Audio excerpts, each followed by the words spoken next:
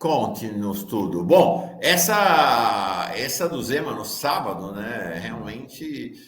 Mas eu acho que tem explicação, né, Miola, para essa iniciativa aí com esse tom separatista deles, que é de fato que é o resultado das eleições todas, né? A última eleição apenas confirmou, né? Se o Brasil não tivesse o Nordeste, Bolsonaro tinha ganho a eleição, Isso. Eles querem uma ditadura do pensamento único, não é? Eles querem. Agora, o incrível também disto, Mauro, primeiro que eu não sei, eu acho que o governador Zema, ele tem, me parece assim, um personagem mais do que simplório, né? Mas eu acho que ele tem um problema, digamos, de uma visão muito distorcida, né? Uma cosmovisão, digamos assim, distorcida de maneira geral. Ele é um personagem ideologicamente ultraconservador, isso já está bem evidenciado, né? E se credencia como, ou busca se credenciar como uma alternativa da extrema-direita para a próxima eleição. Mas eu tenho a impressão de que nesse episódio, né, ele incorreu, inclusive, num crime contra a nossa Constituição, né, porque ele está promovendo, né, o que é indivisível no nosso país, que são a separação por regiões do nosso né? território. Isso constitucionalmente, eu não sei, eu apenas comento isto porque eu não sou partidário desta ideia de nós naturalizarmos as aberrações, porque as aberrações elas vão sendo naturalizadas e progressivamente a gente vai convivendo com estágios superiores de aberrações, né? E é o que está acontecendo nesses últimos anos. Mas o que me chama a atenção também é que outro postulante à condição de pré-candidato ou de expoente da extrema-direita ou direita avançada para 2026 é o governador do Rio Grande do Sul, o Eduardo Leite, que ele endossou essas posições, né? Então veja que tem uma estratégia, né, de viabilização eleitoral que ela se dá não por uma recuperação do que seria uma direita tradicional, mas por uma afirmação dos valores, né, que o bolsonarismo conseguiram avançar. Então veja que quando a gente pensa, né, não, o bolsonarismo acaba com a desgraceira jurídica do Bolsonaro, eu não vejo muito assim, tanto é que está se disputando o espólio do Bolsonaro não por uma visão mais abrandada, mas por uma visão mais extremista. E finalmente, só para a gente verificar como é esse país, o mapa, né, do racismo, o mapa da xenofobia, porque nós estamos falando, né, de duas realidades nacionais, né? As maiorias sociais pobres e negras, que é Nordeste, né, Sudeste para cima, digamos, né, e o universo, né, branco superior, né, que é Sudeste-Sul.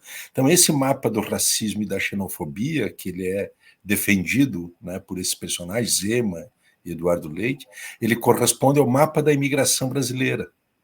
O resto era as demandas criadas ainda no período do Império, da importação, né, dos escravos sequestrados na África, né, e a ocupação pelos povos originários, mas no Sul e no Sudeste que foi a imigração europeia. E aqui é o mapa do fascismo. Se a gente observar muito bem, né, quanto maior foi o peso, o impacto da imigração europeia, né, especialmente a alemã e italiana, no sul do Brasil, né, maior é a expressão que esse fascismo assume hoje no nosso país. Né? Interessante esse mapa, né? E essa defesa que faz o Zema, né, do sul e sudeste contra o resto do país, ela, em certo sentido, é a afirmação, né, do integralismo. Né? É uma atualização, né, no século XXI, na terceira década desse milênio, né, do integralismo, né, que está sendo redivivo com esses personagens. Perfeito. Rebeca, chega mais. Não, é isso. Eu concordo muito com esse cenário que o Miola está trazendo, assim como a Liane Campos, né? Ela diz: Miola está certinho. Essas falas são crimes contra a Constituição, né? Acredito. E vira e mexe, né, Miola? A gente vê esse movimento separatista, né, do sul-sudeste e das outras regiões do país. Não é a primeira vez que a gente vê. Que impacto que isso pode ter, né, na população de extrema-direita que está aguardando aí comandos dessa liderança para poder agir? Porque isso também incita o ódio, né, contra os nordestinos, contra os nortistas, e isso vai, não, se refletir de alguma forma na sociedade, né? Como que você avalia esse impacto? Eu acho que ele só acentua, aprofunda esse racismo e dá corpo político, né, Rebeca? É isso que tu comentas, porque essas opiniões, elas organizam, né, uma forma de viver o mundo, uma cosmovisão. Isso é inegável. E isto organiza, né, a forma como esses personagens, especialmente seus ativistas mais radicalizados, não é, atuam, e não é só um problema da política isto. Né? Porque, bom, nós podemos dizer, não, ele está fazendo um cálculo político-eleitoral, que inclusive é burro esse cálculo político-eleitoral, porque a maioria do povo brasileiro já não vive no Sul e no Sudeste, né? Aquela maioria confortável. Então, tem uma burrice intrínseca, não é, nesse racismo, nessa xenofobia. Mas isso não é só por um cálculo eleitoral de eleição a cada 2 anos, é que isto vai sedimentando no interior da sociedade esta visão. Isto vai subjetivando a forma como as pessoas vão vendo o mundo e vai sedimentando o ódio, né, como a expressão, né, da forma da relação interpessoal na sociedade, no cotidiano, em última instância. Então, esses racismos, né, essas intolerâncias, né, essas violências que são estimuladas, elas crescem. Por isso que eu acho, né, que é gravíssimo isso que o Zema fala, mais além, né, de ser um erro, né, de uma visão de mundo completamente deformada, mas ele tem um problema que é o problema de inconstitucionalidade, né, porque ele é uma afronta a valores essenciais que estão previstos na Constituição, né, não só da nossa unidade territorial, mas da nossa indivisibilidade enquanto nação. Nós somos uma nacionalidade, nós conformamos uma nacionalidade. E ele está, em última instância, né, afrontando isso que é um princípio da existência do nosso país. Então, eu mais além, digamos, da crítica política, da observação, né, de uma análise antropológica, sociológica, mas tem um problema da natureza jurídico-legal, né, que incumbe as organizações, as instituições do nosso país, né, enfrentar essas realidades. Porque um governador de estado não está autorizado, né, a cometer crimes e tampouco ele está autorizado, a ninguém é concedido o direito de desconhecer a lei, menos ainda um governador. Ele não pode desconhecer. Então, eu acho que tens razão, né, que posturas como essas, elas são estimuladoras, né, de violência, de racismo, de exclusões, das intolerâncias, né, e fazem que esta ideia de desumanização do outro, mas especialmente de desumanização dos corpos negros e também dos corpos femininos, que são objetificados, que essa desumanização, ela explica tudo, né? Ela permite tudo, né? Inclusive isto de dizer que nós temos que criar um outro país do Sul e do Sudeste. Na década de 80 e 90, aqui no Rio Grande do Sul, teve um movimento, você sabe que o separatista, né? Movimento separatista. Curiosamente, era um personagem, era Ayrton Vargas, o nome dele, o Marx, perdão, tinha o sobrenome do Carlos Marx, de Santa Cruz, uma cidade próxima a Porto Alegre, de colonização alemã, e ele criou um movimento separatista, né? Mas isto, felizmente, não prosperou, foi contido, né? E muito na esperança, ele ia fazer aquilo uma aposta, de que como o Rio Grande do Sul tinha essa característica de ser um estado separatista, ele conseguiria impulsionar a partir daqui um grande movimento separatista, começava separando o Sul, né, do resto, né, mas no fim o mapa geral que ele criaria era o mapa do Zema, né, do neointegralismo, do Zema e do Eduardo Leite, né, que endossa essas aberrações. Miola, a gente tem tematizado bastante aqui sobre a questão militar, mas hoje eu queria te propor um caminho assim de olhar com um ângulo maior. A gente está vendo essa coisa do exército cada dia mais desmoralizado, né, com o seu representante, porque ele foi lá, foi fardado, continua prestigiado, não tem punição nenhuma para ele, né? A gente vê o Mauro Cid, tenente-coronel Mauro Cid, tinha tudo para chegar a general esse sujeito, se não tivesse sido pego nesse caso. Seria general, pode escrever. Negociando Rolex, mandando esconder... assim, é o que eu estava falando, ladrão de galinha, mandando esconder pedra preciosa de R$400, pedra semi-preciosa, nem preciosa, de valor estimado em R$400. Um negócio assim, rachadinho, um negócio assim, uma desmoralização tremenda. Mas eu acho que isto está ligado com outro processo que envolve as Forças Armadas e a sua força reserva, que são as polícias militares, nesse espírito maior de como é que pensar, acho que tem a ver com o Zema, com o separatismo, tem a ver com como é que pensa o país, de como é que pensa o planeta, como é que pensa o mundo, num momento em que, por incrível que pareça, apesar da CPI, apesar da derrota do Bolsonaro, apesar dele estar cada dia mais encrencado, do Daniel Silveira estar preso, da Carla Zambelli provavelmente vai ser caçada, a gente tem me parece que ainda este pensamento repressivo, esse pensamento da extrema-direita, continua na ofensiva, não só no Brasil, como em várias regiões do mundo. Estava mostrando aqui de manhã, Miola, o chamado buquelismo se espalhando para a América Latina. Tem um mapa nessa reportagem da Folha bem interessante, mostrando como tem candidatos com esse discurso de morte espalhados por toda a América Latina, gente de extrema-direita com grandes chances eleitorais. Para que vocês tenham uma ideia, o presidente do El Salvador, o Nayib Bukele, tem índices de popularidade altíssimo em El Salvador, altíssimos. Ele está mantendo o país há 16 meses em estado de exceção, acaba de construir a maior penitenciária da América Central e de praticamente toda a América Latina, 40 mil presos, 1% do país está em prisões, 1%. Seria o equivalente a dobrar, mais do que dobrar a população carcerária do Brasil, ir para mais de 2 milhões. E o cara é popular e tem repercussão. E o que eu vejo aqui é que essa coisa da chacina do Guarujá, as chacinas na Bahia, a chacina no Rio de Janeiro, não abala a popularidade. Vamos lembrar que o Cláudio Castro foi eleito depois de Jacarezinho, né?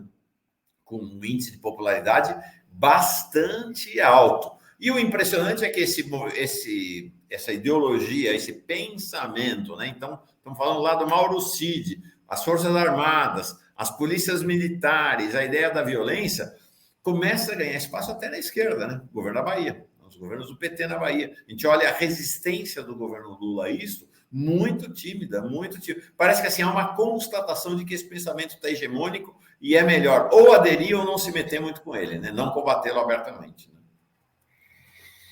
Né? Mauro, tu colocas o debate, né? Não me sinto, digamos, em condições de enfrentá-lo, né, com essa complexidade, essa totalidade que tu traz, que eu acho que ela é um resumo essencial. Aliás, sujeito poderia dissecar essa tua fala, as várias camadas, né, e analisar os subconjuntos dos elementos que tu trazes, porque de um primeiro, que é de um realismo, né, muito contundente, ou seja, um alerta, na verdade, essa tua caracterização, né? E segundo lugar, que deve servir como base para a gente não se iludir com a realidade que nós estamos vivendo, porque a despeito, né, de isso tudo que tu fazes, desse enorme avanço que a gente teve nos últimos 10 meses, vamos chamar assim, desde a eleição do ano passado aos dias de hoje, as reversões de um cenário que era um cenário extremamente desfavorável, ameaçador, mas o fenômeno em si não desapareceu, e não desapareceu não só aqui no Brasil, mas no mundo inteiro, pelo contrário. Ele tem uma força de captura, inclusive, extraordinariamente grande.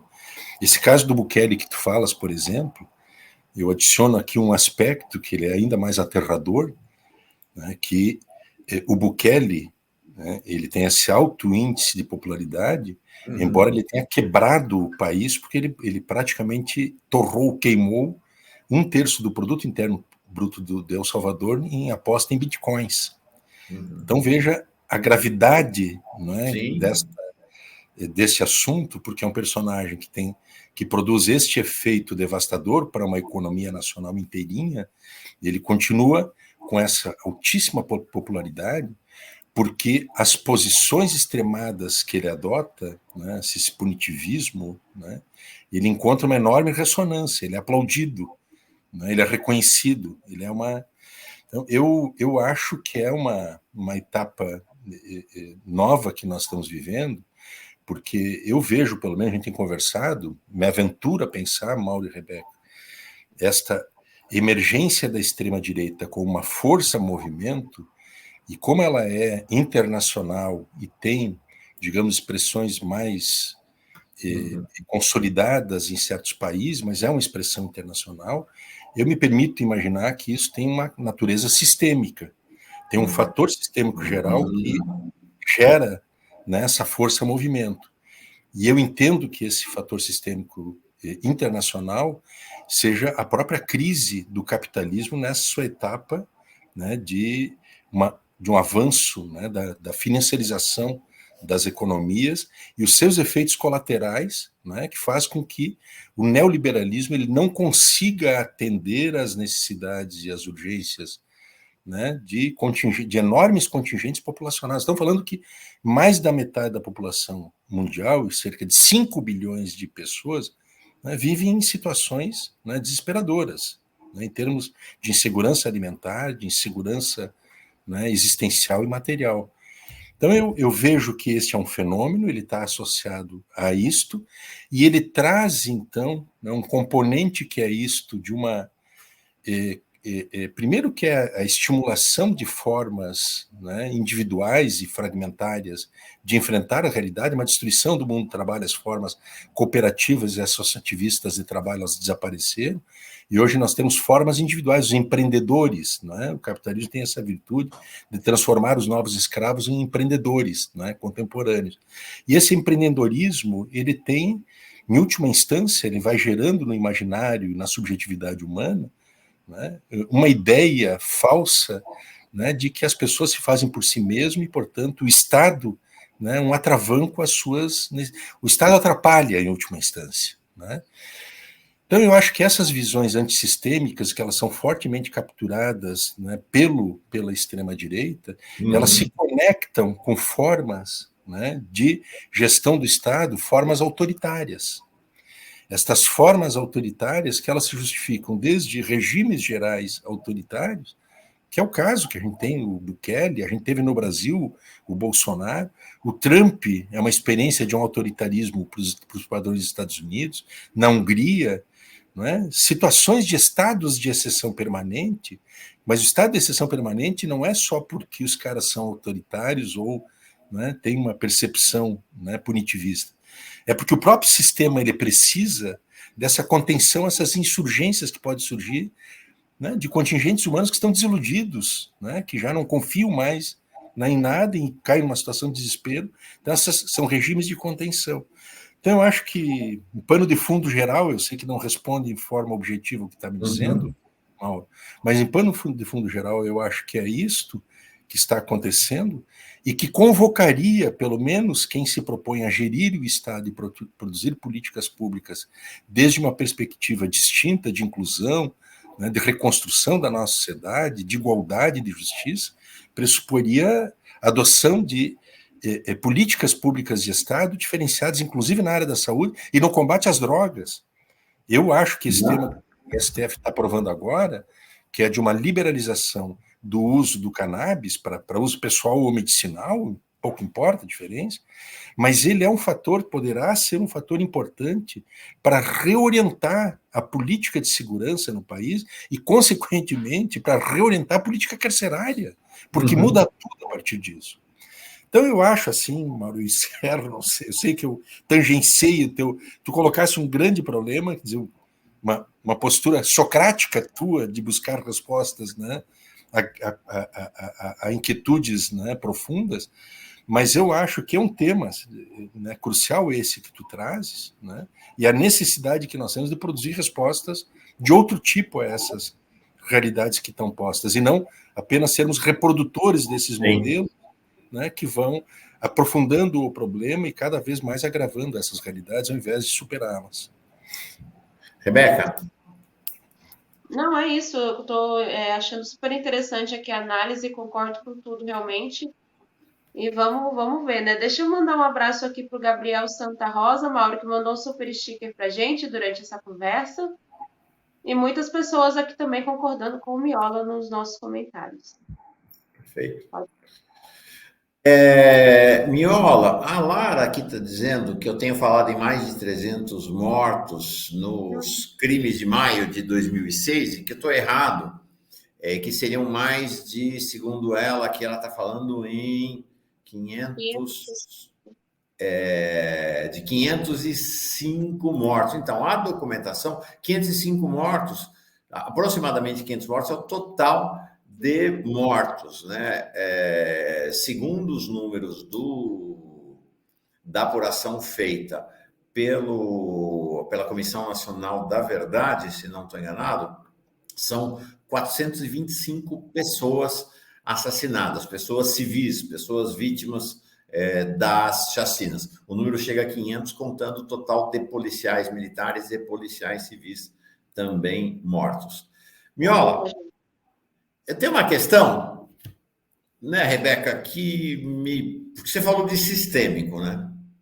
Isso me ocupa e me preocupa bastante. Você vai lá, a Rebeca trabalhou quantos anos na favela de Paraisópolis, Rebeca?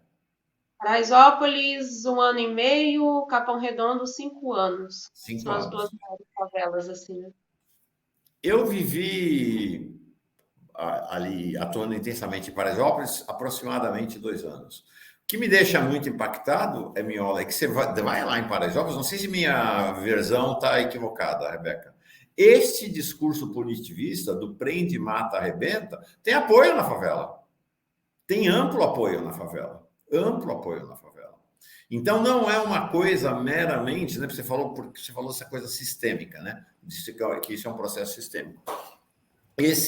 O Kelly, lá em Salvador, tem altíssimos índices de popularidade entre os mais pobres de Salvador. Então, é um discurso que hegemoniza o opinião. O Bolsonaro era um presidente popular, apesar de tudo que aconteceu. Não é? Esse fim de semana eu estava comentando, se ele tivesse tido uma posição, se ele tivesse feito como o Trump, tivesse dado uma guinada no meio da pandemia, como o Trump fez, ele teria ganho a eleição. Ele teria ganho a eleição. Então, assim, essa é uma coisa extremamente preocupante, né? Que o espaço do discurso em defesa dos direitos humanos retroagiu demais, inclusive entre as vítimas, né? Brutalmente. E outro aspecto, né, Mauro, porque o Bolsonaro fez 58 milhões de votos, né? E 50, nós não temos no Brasil mais do que 10 milhões de pessoas, né, vai lá, 20 milhões de pessoas que sejam de classe média, vamos chamar assim. Esse eleitorado é eleitorado pobre, né? Grande maioria de trabalhadores humildes, trabalhadores pobres, de desempregados, de desalentados, né, e que conforma, então, isto que é uma base popular do fascismo. Porque o fascismo, embora ele seja uma resposta do próprio capital à crise, né, do capitalismo, mas a sua base de sustentação é uma base popular, não é?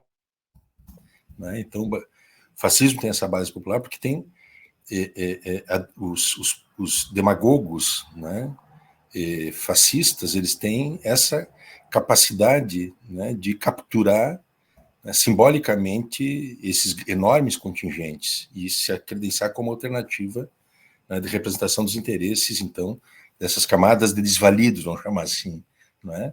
Que já não acreditam em, né, um certo niilismo, não é? E que aí tem que ter essas soluções, né, arrebatadoras. Mas eu acho que tem um problema, né, bem objetivamente nisso que tu falas, do cotidiano e da vida real, é que há uma lógica, não sei se vou me aventurar aqui, Rebeca, até eu queria te ouvir, tua experiência, vivência, mas assim, esta reprodução de uma forma de enfrentar a problemática da segurança pública, ela vai cristalizando também uma ideia, né, praticamente absoluta ou exclusiva de enfrentar o problema da segurança pública. A esquerda, né, os governos progressistas, de maneira geral, eles não se aventuram a enfrentar a problemática da segurança pública desde uma outra perspectiva, por uma certa covardia eleitoral. Porque, vê bem, Enfrentar a problemática, né, da segurança pública é também ter uma visão de uma visão nova sobre como enfrentar um dos fatores essenciais que gera violência na sociedade, que é o tráfico de drogas, é o crime organizado. Uhum. Mas para enfrentar esse tema, tem que fazer isso que o Supremo está fazendo hoje. Pois é, pensar que o Alexandre de Moraes está à esquerda dos governadores do PT, incrível. Pois é, mas eu digo isso, Mauro, tá? Porque é um dado real, a gente tem que olhar, aprender com o Uruguai. O que fez o presidente Mujica no Uruguai, ele nunca reivindicou como uma solução nova. Ele sempre apresentou essas medidas, uma política em relação, né, a uma substância de uso quase comum, cultural nas sociedades contemporâneas, uma política pública. Ele disciplinou e regulou a partir do papel do Estado. Isso teve um impacto importante nos indicadores de segurança. Então veja que eu acho que tem um problema que a esquerda também não produz, não aventura modelos novos. E eu lembro que no governo Olívio Dutra, aqui no governo do estado do Rio Grande do Sul, de 99 a 2002, secretário de Segurança Pública era o José Paulo Bisol, e que ele fez um esforço enorme, um desenho de uma nova polícia, tanto civil quanto militar, né, que estava fundada muito mais, não na violência repressiva descontrolada, porque não estou dizendo que não tem que ter repressão ao crime, tem que ter, mas a violência gratuita, fortuita, esta que a gente vê que gera chacinas, em lugar disto, o Bisol defendia uma série de recursos, inclusive a aposta na inteligência, né, e na interoperacionalidade das polícias, e uma série de componentes que compunham. Tu não tens ideia, vocês não têm ideia do que foi combatido. O Bisol, né, que faleceu ano passado, um grande personagem, um grande jurista, um grande político, né, nacional, né, ele foi simplesmente destruído na sua reputação. Né? Então não é um tema fácil, mas se os partidos políticos, um campo, né, que é portador, político ideológico, que é portador de outras formas de ver a sociedade, não se aventura a produzir essas novas formas nesse terreno da segurança pública, nós vamos sofrer uma derrota hegemônica, brutal e permanente. Tem o papel das igrejas, que as igrejas desempenham em relação, sobretudo as igrejas neopentecostais, o papel que elas desempenham, né, nessas realidades das periferias brasileiras, e que fazem com que há uma derrota, em certo sentido, né? Uma derrota ideológica importante, né, do progressismo, de uma visão democrática, contemporânea, libertária da sociedade, né, que fica perdida em relação ao papel que esses setores reacionários desempenham. Acho que é um assunto ultra. Outro dia eu acompanhei um pouco a tua conversa, eu estava entrando aqui com o Luiz Eduardo Soares, né? E eu ouço o Luiz Eduardo Soares há vários anos fazendo essa verdadeira pregação, né, de que essas soluções que estão sendo adotadas, elas são soluções que vão levar sempre aos resultados idênticos. Nós nunca vamos construir, né, resultados novos. Por quê? Porque se a gente parte do pressuposto de repetir o que está sendo feito, né, que tem um papel de contenção, dá jeito na coisa, vamos continuar repetindo, mas nós nunca vamos mudar essa situação, porque vai virar, né, não só um ciclo, né, constante, mas uma lógica permanente, né, da violência se retroalimentando, né, e continuando constituindo no imaginário das pessoas que vivem nessas condições essa ideia falsa, né, de que o que precisa não é menos violência e outra política, precisa de mais violência, mais gente armada, mais violência policial, né, e mais assassínios, né, de civis inocentes, né, por agentes do Estado brasileiro.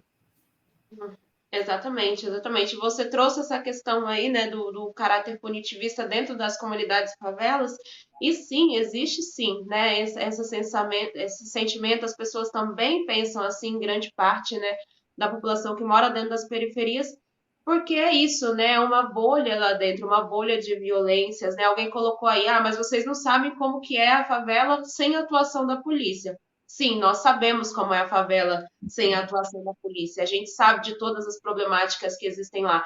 Mas a questão aqui é que não se soluciona esse problema entrando dentro da favela atirando. Né? Eu falei aqui no mês passado que eu estava em Paraisópolis, a polícia entrou 11 horas da manhã dentro da favela atirando a ermo. E assim, tinham crianças indo para a escola, tinham pessoas na rua, eu estava na rua, então assim, não se resolve esse problema dessa maneira. E existe também essa questão da narrativa, né, exposta pelas mídias. Enquanto você reforça uma narrativa de que o lugar é só violento, só tem miséria, não tem nada de bom, é só pobreza, aquilo vai se enraizar no imaginário coletivo das pessoas e vai impedir de que elas sequer pensem em mudar a realidade, né? Porque ninguém vai pensar que é possível. Quantas pessoas que estudam dentro das favelas, em escola pública, pensam numa USP, por exemplo, como a primeira opção? A gente não pensa, porque nem é falado sobre USP, universidade pública, enfim, dentro das nossas escolas, que a gente já é moldado para sair da escola e ir para uma universidade privada, porque você não vai ter tempo de estudar, né? Você tem que começar a trabalhar ainda adolescente e não tem tempo para estudo, é mão de obra barata mesmo, e é isso que está destinado para a gente. Então, precisa haver aí uma disputa de narrativa para esses territórios, para que a gente comece a mudar a realidade, sabe? É educação, é cultura, não é bala, não é crime organizado que a gente quer ver. Então, são várias problemáticas, né, Miola? A gente é muito complexo discutir essa questão, muito complexo. Olha, Mauro, a Rebeca me salvou aqui, Mauro. Se fizesse uma pergunta a mim, mas quer respondida com essa maestria. Subscreva inteiramente a relatora. Fica o nosso relatório com a Rebeca. O Plínio entrou mais cedo aqui falando da morte desse menino, né? De 13 anos de idade, na Cidade de Deus, no Rio de Janeiro, agora de manhã.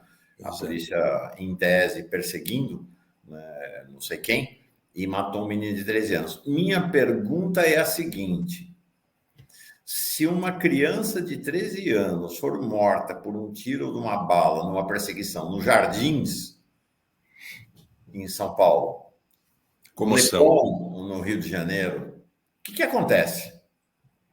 O que vai acontecer com as mídias? Vai ter uma convulsão no país. Né? O problema é isso, né? Como é o que dizia a nossas grandes mulheres negras, né? A carne preta é a carne mais barata. Mais barata do mercado. É praticamente gratuita, né? Não tem preço, né, Rebeca? Exatamente. Miola estava falando sobre essa questão dos ditadores, né? Eu assisti um documentário muito legal no Netflix esse fim de semana, vou deixar de dica aqui, que é o Como se tornar um ditador. E é um documentário que analisa o perfil de diversos ditadores, né, do mundo. Então, ele fala da Coreia do Norte, fala da Uganda, fala sobre Hitler, traz a história aí de vários ditadores, fazendo mesmo uma análise de perfil psicológico.